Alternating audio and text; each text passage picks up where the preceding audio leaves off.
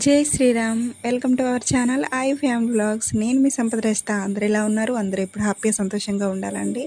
ప్రతి ఒక్కరి జీవితంలో గురువుకు ప్రత్యేక స్థానం అనేది ఖచ్చితంగా ఉంటుందండి. అలాంటి ఒక రోజే గురు పౌర్ణమి.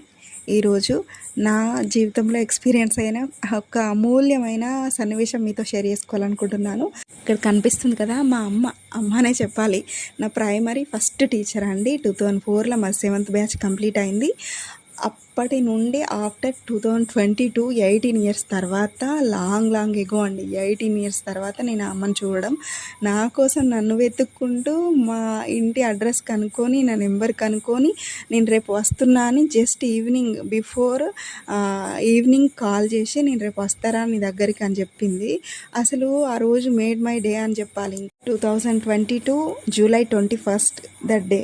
సో నిజంగా అసలు వెరీ హ్యాపీ. ప్రతి ఒక్కరికి మీ లైఫ్లో ఉన్న వాళ్ళ మేడమ్స్ అయితే ఖచ్చితంగా, వాళ్ళ గురువులు అయితే ఖచ్చితంగా గుర్తుకు వస్తారండి ఈ వీడియో చూస్తే. అది మెయిన్ రీజన్ నేను వీడియో అప్లోడ్ చేయడానికి. చూడండి ఎంత హ్యాపీగా ఫీల్ అవుతుందో నా పిల్లల్ని చూసి కూడా. తనకి నాకు మధ్యలో జరిగిన చిన్న ఇన్సిడెంట్స్ కూడా అవన్నీ నాతో షేర్ చేస్తుంది. మా ఆయనతో మాట్లాడింది, ఇంకా నా బిడ్డని ఇంత చదివిపిస్తున్నావు, మ్యారేజ్ అయినా కూడా తన లక్ష్యం కోసం తను కష్టపడుతుంది, నువ్వు వెంటుండి నడిపిస్తున్నావు, గ్రేట్ అని చెప్పి మా ఆయన కూడా అప్రిషియేట్ చేసింది. గురు శిష్యుల మధ్య బాండింగ్ అనేది చాలా సాధారణం అనిపించవచ్చు. బట్ తను ఒక డిప్యూటీ కలెక్టర్ వైఫ్ అయి ఉండి కూడా కొంచెం కూడా ఆ ప్రౌడ్నెస్ అది ఏమి ఉండదు. సింప్లిసిటీ మొత్తం. తను సేవాభావము, ఇంకా భక్తిభావము, ఆ ఎఫెక్షన్ అనేది చాలా తక్కువ మందిలో ఉంటుందండి. అందులో బెస్ట్ ఎగ్జాంపుల్ మా అమ్మ. స్కూల్లో ఉన్నప్పుడు మిడ్ డే మీల్స్ ఉంటుండే కదా, అప్పుడే మాకు ఉంటుండే.